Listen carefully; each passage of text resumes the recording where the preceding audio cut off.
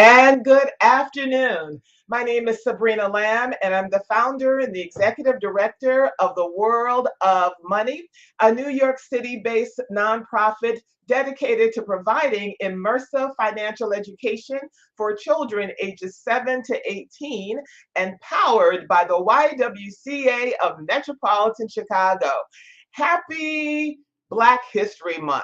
But when we talk about Black history, often, which is really American history, we often ignore the financial efforts and the heroism and the courageousness of African Americans, how they participated and aligned with this powerful currency called money.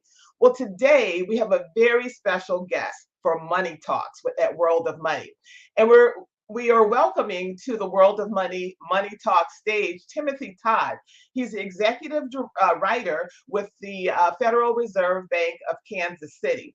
His seventh book, because Tim has been at this for a long time, his seventh book was entitled Let Us Put Our Money Together, the Founding of America's First Black Banks. Today, Tim joins us to talk a little bit about that and a lot about everything regarding Black banks, to discuss his eighth book, entitled A Great Moral and Social Force, A History of Black Banks. And stay tuned because we have a gift for all of you. And also, if you have any questions during our conversation, please use the chat, whether on YouTube, LinkedIn, Facebook, or Twitter, because Tim is here to answer the questions that you may have. Welcome, Tim. Thank you so much for being with me. Joining you today. Looking forward to our discussion. Yeah, so, all right, so everyone who's joining us, just get ready to take a trip, because Tim, you're taking us through four cities in the US, and using the backdrop of which is a lot of the time in the US history in terms of upheaval. You use the US history as a backdrop for African American banks and the launching of them, what their experiences were. And you talk about and you share, you research the discrimination, the segregation, the poll tax, the denial of voting rights, early gentrification. Could you share with us why you focused on Richmond, Virginia? And we're all going to these cities over the next hour. Richmond, Virginia, Boley, Oklahoma, Detroit, Michigan, Chicago, Illinois, and Memphis, Tennessee. Why did those locations resonate with you for this book? So there's definitely other cities we could have looked at. Philadelphia, Washington, D.C., New York, all come to mind.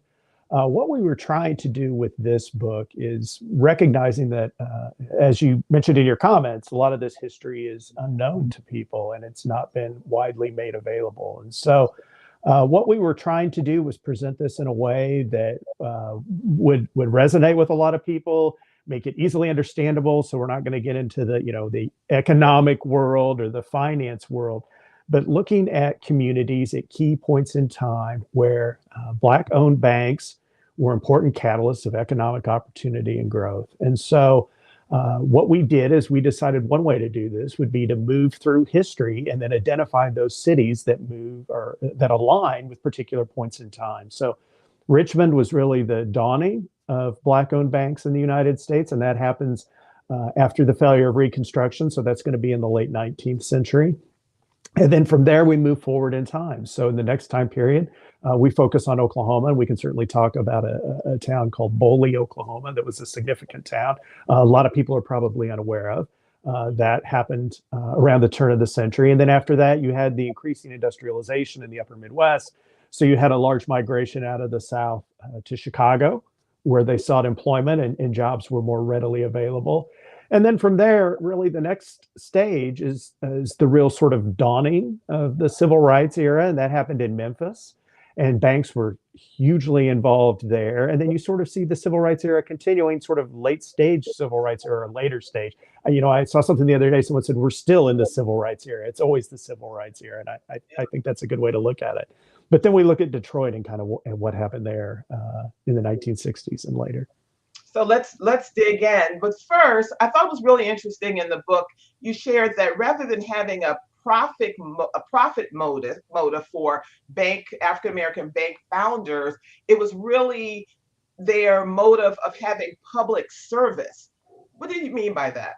So yeah, so one of the things that is interesting, and one of the things that I found when I looked at the very earliest banks, and then you see this continue through history, is, you know, people. So when you think of a bank, you know, it's obviously a business, and it's you know, it's there like any business to turn a profit. But what was interesting to me is that time and again, the people who founded the banks weren't sitting around saying, "Hey, here's a business opportunity." The way you might look at your neighborhood and think, you know, "Hey, we need a grocery store. I'm going to go open a grocery store because I can make some money here," right?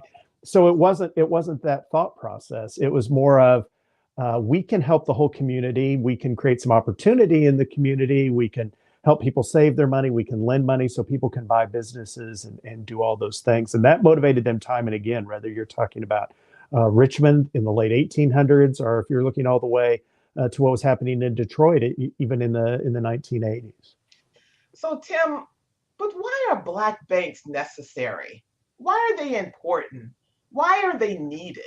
Right. Because So I feel, and I just want to say, just to use as a backdrop, I don't think that people are really some are getting why they are necessary. So could you talk about why they are from an economic standpoint and how they shape and impact Black communities? right. So early on, in these earliest banks that we talk about, you had a segregated economy, and that went on for decades in the United States. And so in some of the cities we talk about, for example, on the south side of Chicago, you had an economy that basically, you know, operated as an entity sort of its own there on the south side. That's obviously not the case today, thankfully. You know, everyone does business with all kinds of banks and all kinds of businesses.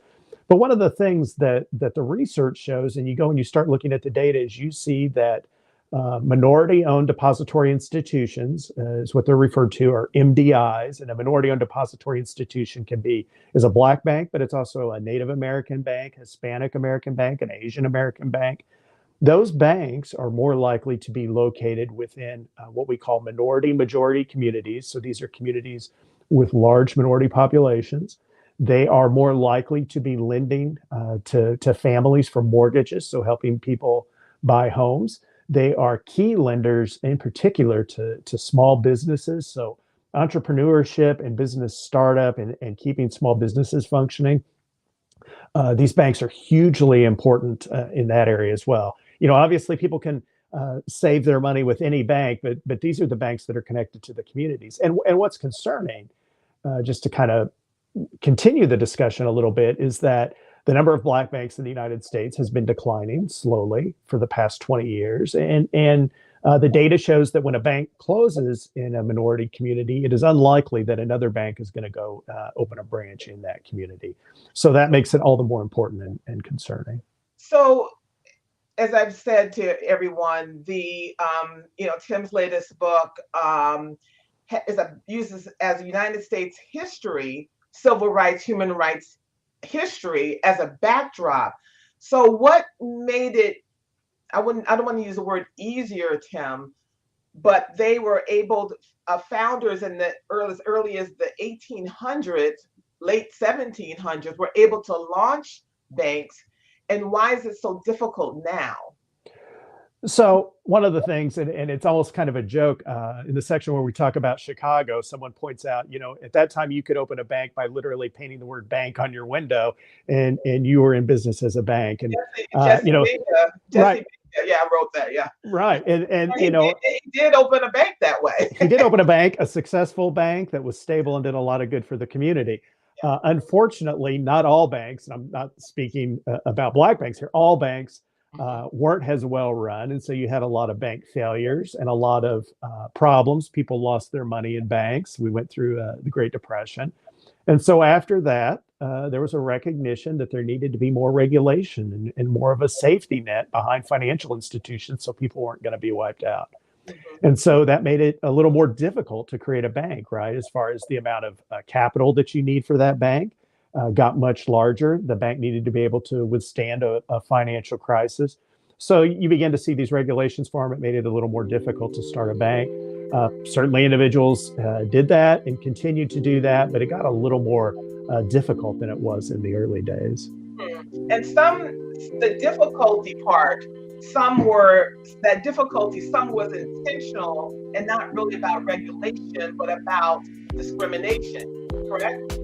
Well, right. So definitely, discrimination is a part of the story. And then when you think about creating a bank, remember that a bank lends money and it is a catalyst for economic opportunity in a community. But a bank, needs a strong community for the bank to be able to thrive also. So if the community is suffering, it's very hard for the bank to have those deposits that it uses to loan out to grow.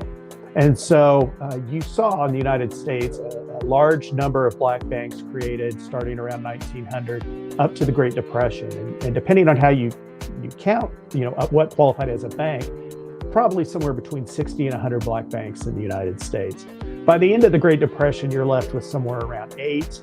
And that's a reflection of what happened in the communities where people were losing money. And then obviously, banks are going to get pulled into that as well. And also with the absence of financial institutions, credible financial institutions in Black communities, often those communities have to rely on predatory services such as payday loans, check cashing, rent-a-center, title loans, and they continue to prop up and target these communities that do not have financial services. Right. So those types of firms are what we refer to as alternative financial services providers, and they are. Tim, that's a nice way of putting it. I was going to say that may be a little bit of a nice way of putting it, but these are the kind of places that, they charge a very high, often exploitive rate of interest. In some parts of the United States, they're much worse than other parts of the United States, depending on how active the state is in regulating those firms. But the research has shown what I think all of us have observed who look around our cities, that these firms are more likely to be located in minority communities. And it really becomes problematic when you think about, just at the individual level. If you have a bank account and you are able to save money, that's going to help you in times of emergency. And so you think about, where I am in the United States, we're having a bit of some people call it a snowstorm. I don't think it's quite that bad, but we're having some winter weather today. And some people's pipes are going to freeze, maybe even, in my own neighborhood, and those pipes are going to rupture and that's going to do some damage. If you have a bank account and you've saved money, you're going to be able to hopefully, pay to get your home fixed or fix whatever damage you have, or even beyond that. If you, have a bank account, you're going to have a relationship with a banker. And so you may be able to go there and ask for a loan that's going to get you a far more favorable and fair, more importantly, interest rate than what you're going to get out of some type of payday lender who can really create a lot of problems for you in the long term in that situation. It's amazing. And particularly with the, internet, a lot of these alternative services are doing business in states that it's illegal for them to do it, but they use the internet to leapfrog over state boundaries. Yeah, so the internet, I think, and technology are interesting because I think there can be a good side and a bad side to the technology, right? So being able to reach more people can be good, but I think people need to be more vigilant as they deal with these businesses and look at some of the things we're seeing being innovated right now in the financial system. People really have to be careful and think about what they're doing. I think technology can open a lot of doors, but it also can leave you vulnerable if you're not really careful with what you're doing online. So now often you hear many people talking about generational wealth. And I love the part in your book where you talked about William Peterford, who launched his bank because he experienced or met orphans who did not have access to their parents' estate. Could you share that story, please? Yeah, so William Peterford created a bank in Birmingham, Alabama, and he was a preacher down there, I believe at the 16th Street Baptist Church. And he recognized in the community, so at that time in Birmingham, you had an increase in industrialization. You had a growing Black population that didn't have anywhere to save their money. And so he believed very strongly that if you created a bank, people could save this money and then it could be loaned out to the community and create additional. he created the bank, but one of the things that really struck him was a story about a couple children who had been orphaned. And those children, after their parents died, their parents had accumulated some wealth. I don't think it was, a fortune, but certainly a significant wealth for them. And there was no way to pass that money to the children because no one within their extended family, so like an aunt or an uncle or a grandparent, was able to post a bond that was necessary. They didn't have the financial resources. And so that was one of the reasons that he felt it was important to create a bank to prevent situations from like that from happening. And we actually take the title of the book from that. Someone wrote about Peterford and said, this makes clear that a bank can be a great moral and social force. And I thought that comment really resonated with what he was doing. And it resonated just across history, what you saw banks do time and again, whether that's in Memphis or the south side of Chicago or Detroit.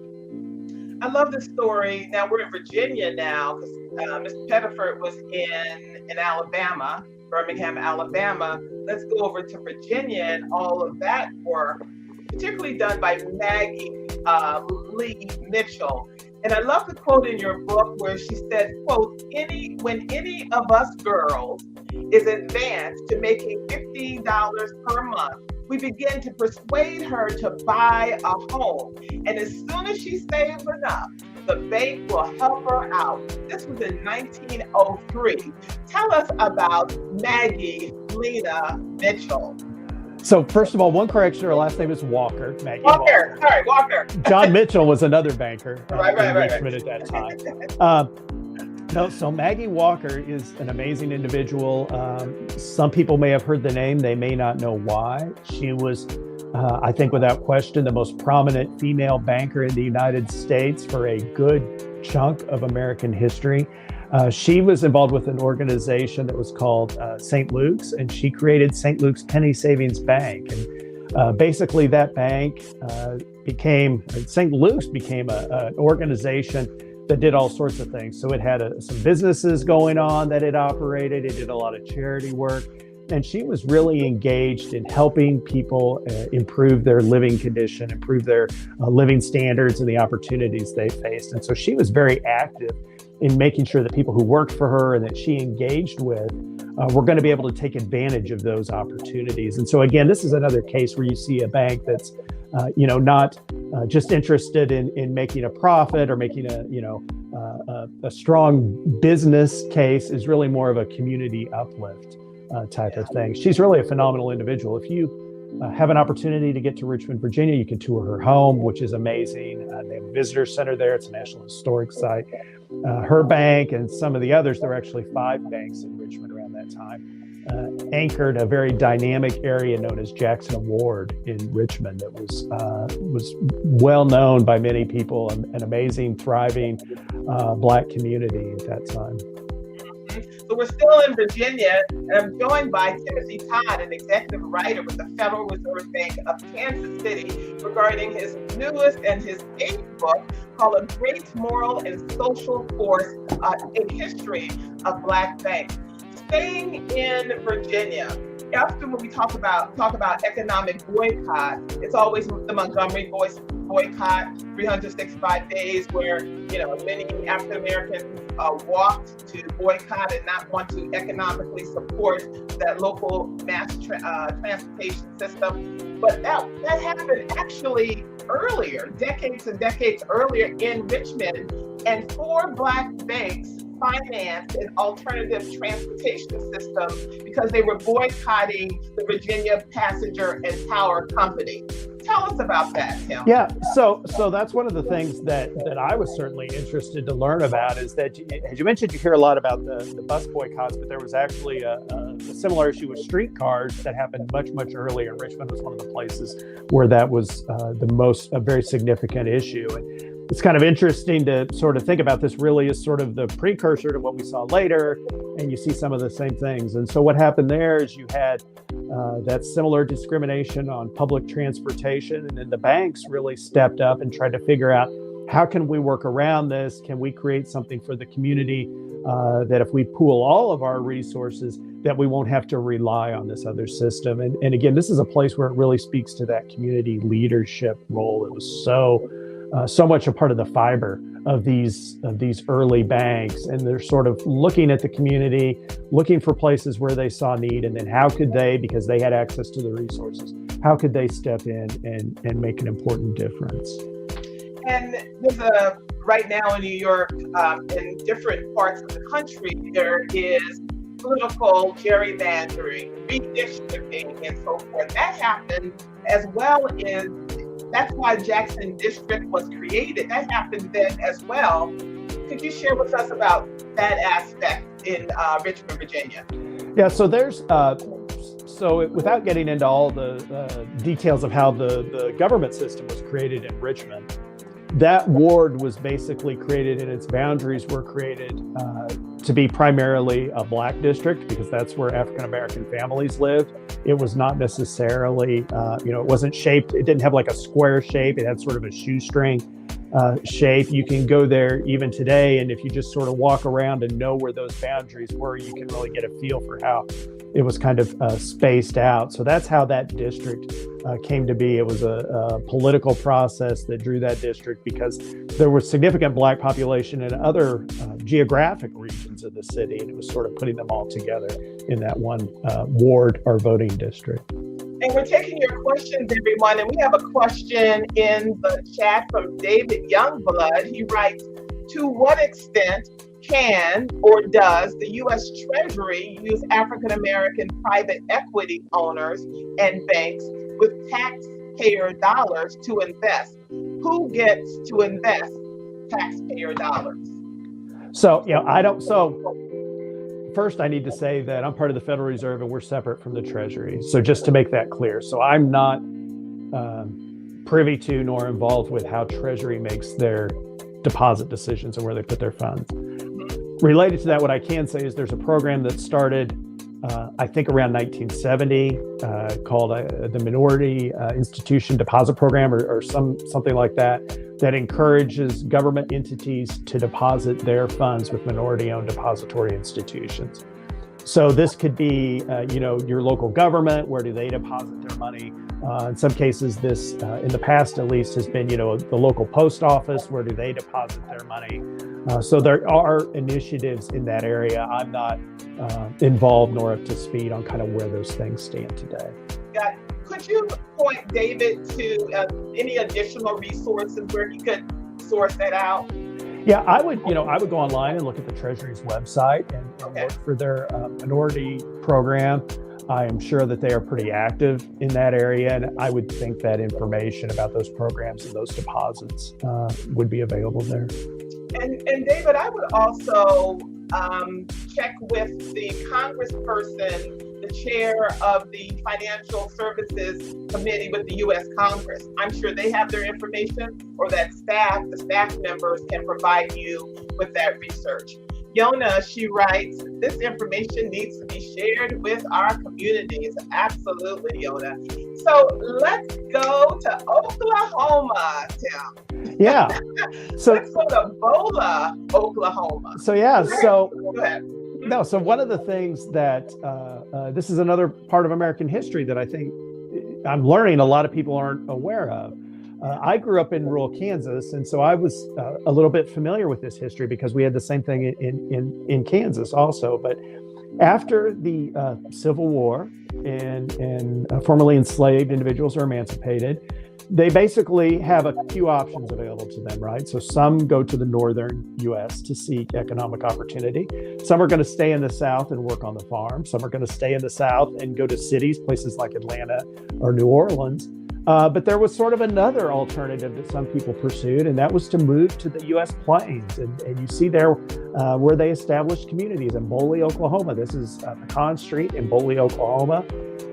They created small towns across the American Plains, and the idea was that these were Black communities. So the idea was they were completely, everything about them, from the government structure to all the businesses, were owned and operated. All the residents were Black Americans. And so Oklahoma, partly because of its proximity to the South, but also because it was a territory and not a state, so it had some different issues with land ownership. Oklahoma was actually home to 50 all-Black communities that were created during this time. I grew up in Kansas. Had some also. Most famously in Kansas was Nicodemus, Kansas, which some people may have heard of. It was fairly prominent. That was in western Kansas, and then you also had some in Nebraska and parts of Colorado as well. But Boley, Oklahoma, was really a well-known community on a national scale, and was really sort of held up as a shining example of what a community could be. And so it had a number of businesses. It had a very large building. It had a 3-story building that at the turn of the century was considered the largest building in eastern Oklahoma. I think it had 80 some businesses early in the 1900s. It actually, for a time, had 2 banks and then briefly 3 banks. The first nationally chartered Black-owned bank in the United States was actually in Boley, Oklahoma. So there's a very rich history there of a community that was very vibrant and well-known. There you see that's Farmers and Merchants Bank there of Boley, Oklahoma. The bank president standing, Mr. Turner, standing on the front step there. Some people have heard of Boley. There's a story that comes around every so often about this bank was actually robbed by, if you've heard of the gangster, I guess, Pretty Boy Floyd. One of his associates robbed that bank. So that story gets some attention from time to time, and it's unfortunate that people focus on that story and not really the story of a very vibrant, bustling, growing community for that time, sort of before industrialization, a heavy agricultural economy, and sort of those types of things that are going to sort of prevent Boley from recognizing its potential as people begin to move to larger cities for factory jobs, the type of jobs that Boley was just unable to provide. Taking your questions for Tim and Todd. Please put them in the chat, whether you're on YouTube, Facebook, LinkedIn, or Twitter.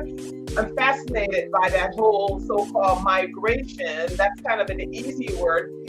A lot of African Americans left the Deep South to escape persecution to move to Oklahoma to form these 50 all-Black towns. There was a quote in your book saying that they wanted to move there, or they moved there because it was a land where they were free and their rights were respected.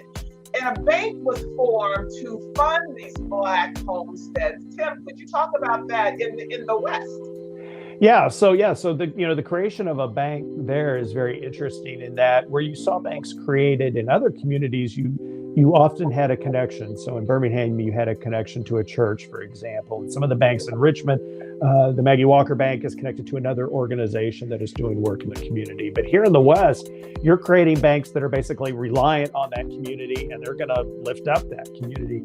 So it's a little bit of a taller order. You don't really have that organizational safety net to fall back on. And so that was very key in bringing business and individuals, families, all those things that are needed that make a community a community. The banks were really at the heart of that, and really these communities don't develop without those banks. It just simply doesn't happen. And I'd like to double back too, because you are exactly right when you talk about, migration is kind of a nice way of putting it. We cannot overlook that if you were a Black banker in Richmond, Virginia in 1890, or you were, anywhere else, largely in the United States for much of this history, you were at significant physical risk.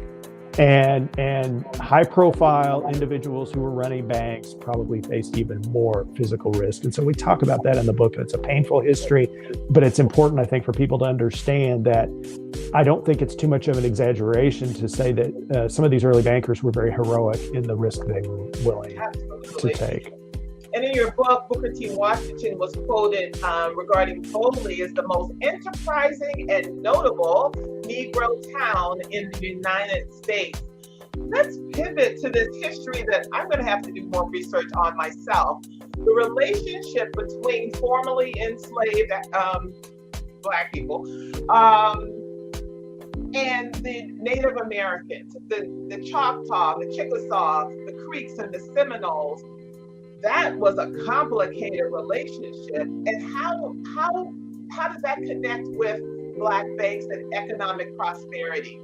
Right. So Oklahoma in particular has a very rich and dynamic history of all types of diversity. I think more than many people would understand if you haven't really become engaged with it. it's very complicated to sort of get into the different Native American tribes after they were forced along the Trail of Tears out of the east and into Oklahoma territory.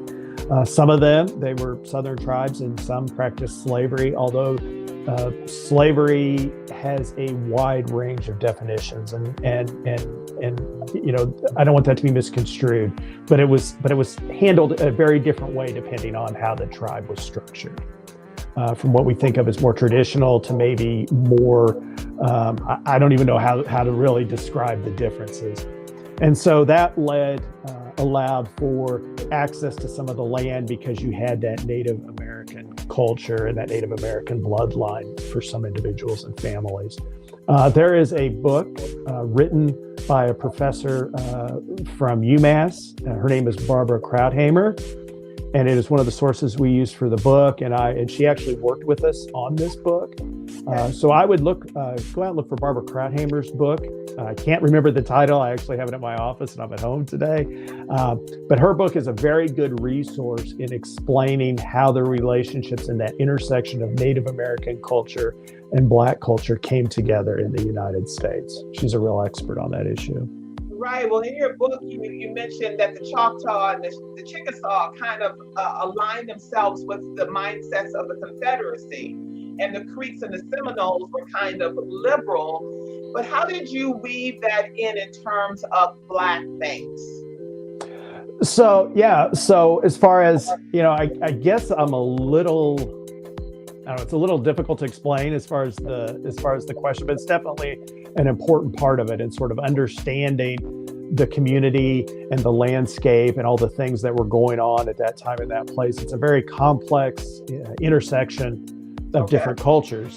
Yeah. And it's hard to, I feel like I'm going to open a huge discussion that may derail us here a little bit, just because, and we have to spend some time in the book, a significant amount of time actually explaining it.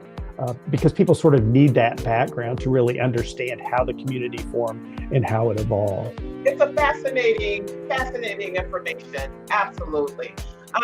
We have a couple of questions in the chat, because now we want to go over to Greenwood.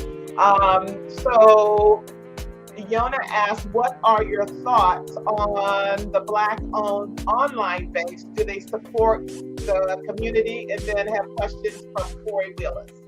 Yeah, so talking about the online banks, I think we are still figuring that out a little bit. I think the potential is there.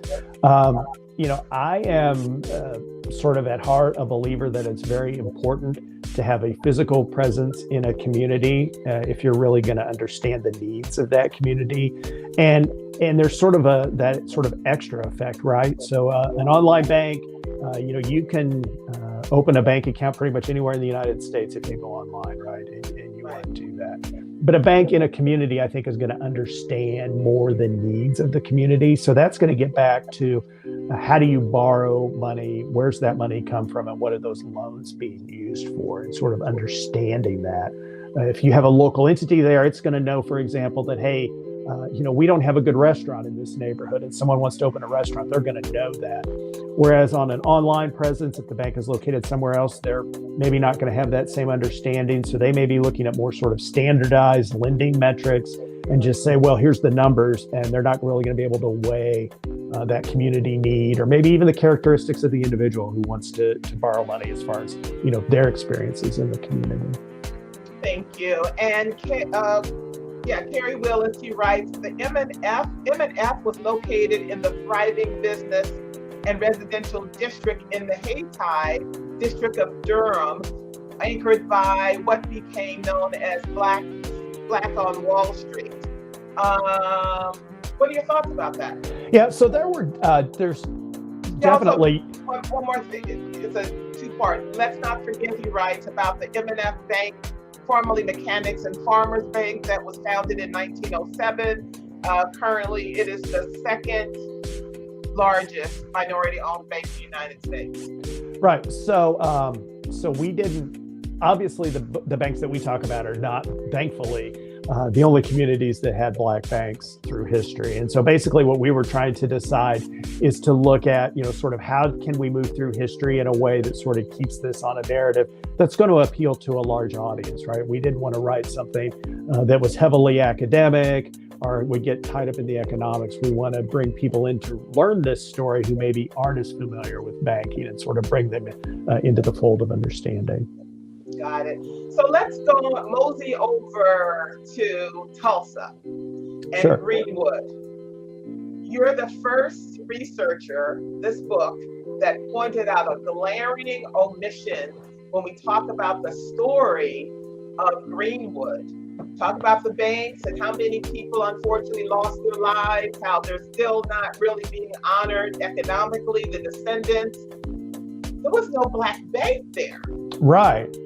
So this was something Wait a minute, Tim. That's a big deal. That is a big deal. And that surprised me. And we spent significant time making sure we were right about that before we wrote that, including, this was during COVID when we were doing this research, but we actually reached out and had people who were involved in historical work there, different organizations in Tulsa, and they actually went back through city business directories and business logs, cross-checking addresses and neighborhoods just to see, is there something we're missing here? And so that often catches people off guard, certainly did me. So to understand that, banks in the United States, no matter where we are talking about them, historically, most banks have been created in places where people don't have access to money. And so that means that the banks are created, or access to credit. They aren't able to borrow money. And so usually they have very little money. So they begin to pool that money together and then lend it out to the community. And so this goes all the way back to colonial New England. This has happened time and again in U.S. history. The Greenwood community in Tulsa was created in a very different fashion. And there's a couple things that make it very different than a lot of communities in the United States. There was significant wealth and good paying oil field jobs for everyone at the time Greenwood was shaping up. So that's at the time it was developing and it was population was growing. A lot of people were employed. Tulsa also for a time was much more welcoming to the idea of integration than some other communities were. And so there were Black individuals and families who had accounts with established white banks in the city. That was not, I don't know that it was the norm, but it wasn't completely unusual, or as unusual it was in other cities. So that's also part of it. And then you have a couple developers come in who really develop the Greenwood community, and they have a lot of wealth. And so what you have developing Greenwood are a number of private lenders. And so not just among the founders, but then others come in, you have this money available. So it's a little different model in creating a financial system than what you're going to see almost anywhere else in the United States at that point in history. So the availability of money leads to a different economic model. That community grows, becomes incredibly vibrant and dynamic, and then it meets a horrible, tragic end. And one of the things that really stuck with me is that as the press reported this nationally, and they said people wanted to send donations, and where would they send donations? They actually sent them to Little Boley, Oklahoma, which was like an hour or so drive away, because that was the nearest bank that could handle this task. So definitely an interesting part of U.S. history, and certainly do not want to take anything away from Greenwood and what a phenomenal community that was. Absolutely, but it's a huge part of the story, and I'm so glad that you included it. Let's go up to Chicago, Illinois, with a story of Jessie Benga. And please, if you have any questions or comments, please put them in the chat, no matter where you are. Jessie Benga. Yeah. So Jessie's an amazing individual. So he is really, that sort of self-made man. He shows up in Chicago around the time of the World's Fair and basically sets up a little stand there and starts going into business.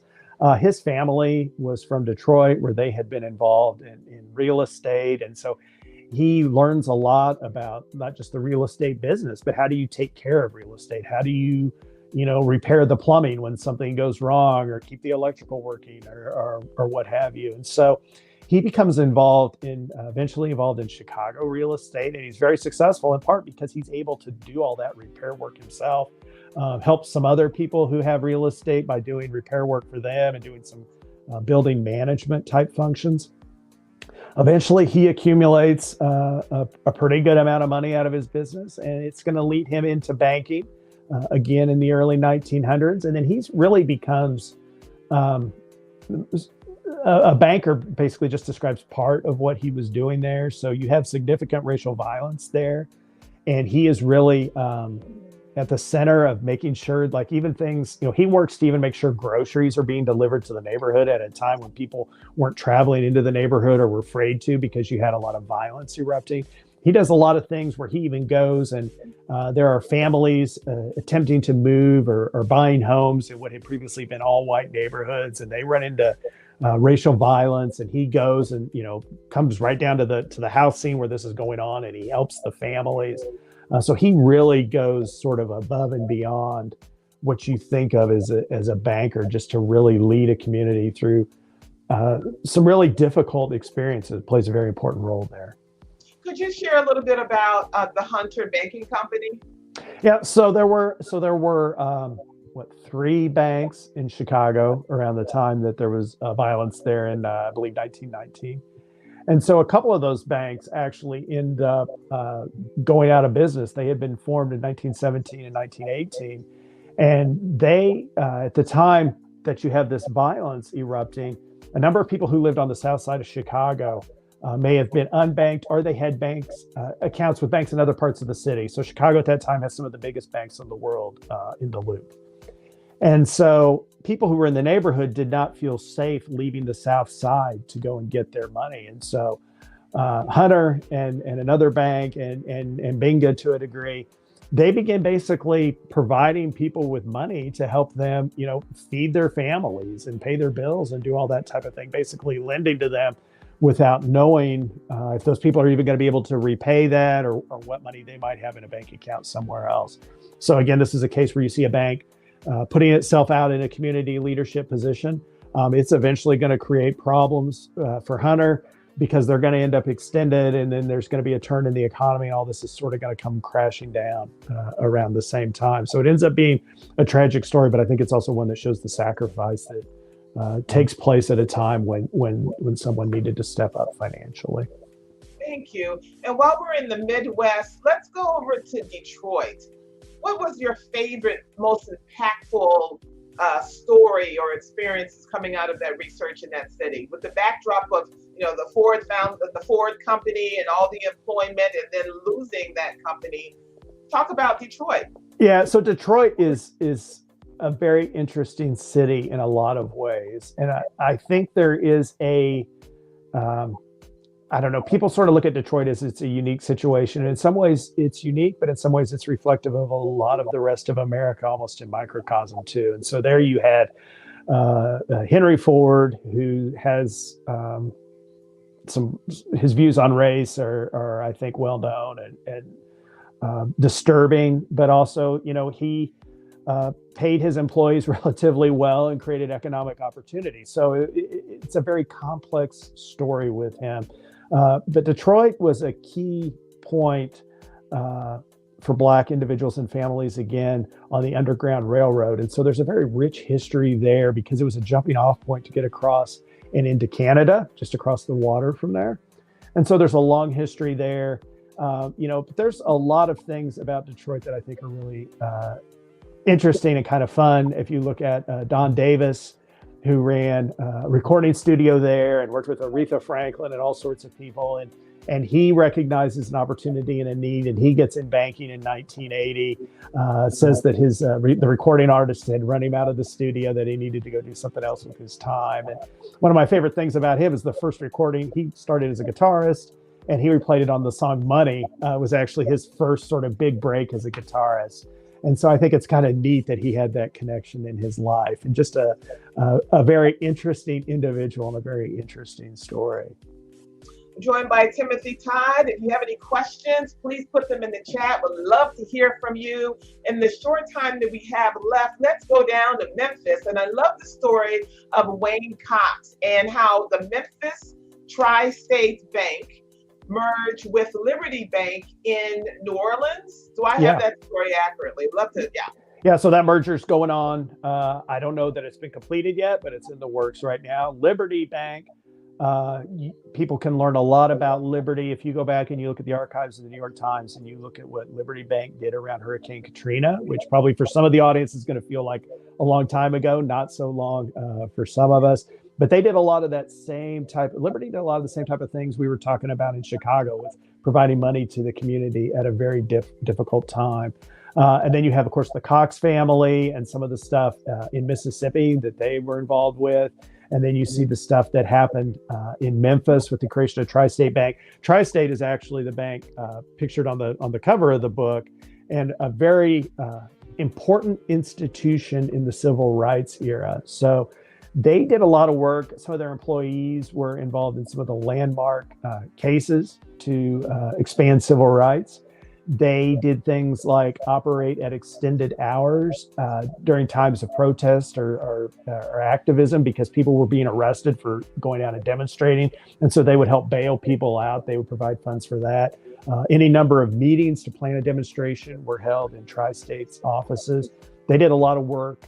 Also, there was an economic freeze that some businesses tried in that region in Mississippi to prevent Black businesses and families from being able to borrow money, or in some cases try to foreclose loans on them. And Tri-State was engaged in trying to provide credit to those families at a time of emergency. So again, it just keeps repeating that same sort of thing of, this important community leadership at difficult times on major issues. And I think one of the things people who read this book will be surprised by, even as much as we've talked about it, is how many events and things about from other aspects of U.S. history these banks touch on. Martin Luther King, Dr. King in Memphis, and you see the bank there with him. The last speech he gives, he's actually talking about Tri-State Bank. And so, there's a lot of connections to U.S. history, and that was one of the things we really wanted to do, is not just talk about these banks as sort of isolated financial institutions, but talk about them as part of a community and a broader landscape in the United States. Just amazing. So we're about to wrap up, but before we do, could you share the perspective of Andrew Bremer, who he was and his perspective? He's African American. His perspective on the relevance of Black banks. Yeah, so Andrew Bremer was a member of the Federal Reserve's Board of Governors. He was African American. He made some comments. Unfortunately, I think his words kind of got twisted initially when he talked about Black banks, but he raised an issue that I think, as we look forward and we start talking about solutions, that I think remains relevant in a way today. And that is that many of these banks, there are about 20 African American banks still in business today. They are small banks. And so they can make a big difference in their community, obviously, and we've talked about that. But when you start talking about the world more broadly, and we start looking for equality in communities that don't have those banks, sort of how can we achieve that? And so I think the issue he was trying to get at, it got a little misconstrued, is that other very large banks, the banks that have since become known as too big to fail, is there a way to get those banks to do more within these communities that need the help, is what he was trying to say. And I think the press kind of jumped on some things he said at that time and kind of spun it a little bit out of control. The press jumping on things? The press does that. But, I think, but related to that, I will say, I think, as we think about what can other banks do, all banks, not just talking about banks that have Black ownership. And I think there is a real need for all of us, and I'm including the Federal Reserve, everybody in banking and financial services. How do we bring more Black workers into the financial services system for employment? How do we get more people employed in jobs in banking and financial services? And then how do we, how are we able to expand better into those communities? I think that's something that one of the issues that people really need to pay attention to. And then also bringing into the banking industry. I think, when you think of a banker, what kind of image comes to mind? I sort of joke that it's like the guy from the Monopoly board, right? Like you see the guy with like a top hat and a monocle or whatever. But we really need to think about people who are motivated out of a spirit of community service. And how can we bring those people, regardless of race, into banking and then teach them that stuff about loans and regulations and financing? You know, I believe all that can be learned. I think you got to look at someone's heart, what motivates them, what drives them, what gets them excited in the morning. How do you bring those people who are motivated by helping the community into banking? I think it could have a big impact. Well, Timothy Todd, calling you Timothy because your mother would appreciate that. Oh, yes. Thank you so much for joining us. Thank you for dedicating time and resources and, you know, for this very, very important research. And Timothy Todd has a very important gift for all of you. How can everyone get your book? Yeah, you go to the Federal Reserve Bank of Kansas City's website, kansascityfed.org, and you can order a copy of the book for free. We make this research available to anyone who wants it. You can go out there and you can download the PDF if you want to read it electronically, or you can request a book and we will put it in the mail for you. That includes the current book, A Great Moral and Social Force, and then also the book about the first banks, Let Us Put Our Money Together. We are more than happy to share those as an educational resource. I will tell you, we're a little bogged down in trying to get the printing, so it may be a few weeks as they're cranking these out as fast as they can. But if you go there, there's a form you can fill out, and we'll be more than happy to send it to you. Everyone grab the link or write it down, a free PDF or hard copy of the book. Go to kansascityfed.org. And for all of you parents, before we go, World of Money, we are registering online as well as in person for our 17th annual Youth Financial Education Training Institute. Just go to worldofmoney.org for complete information.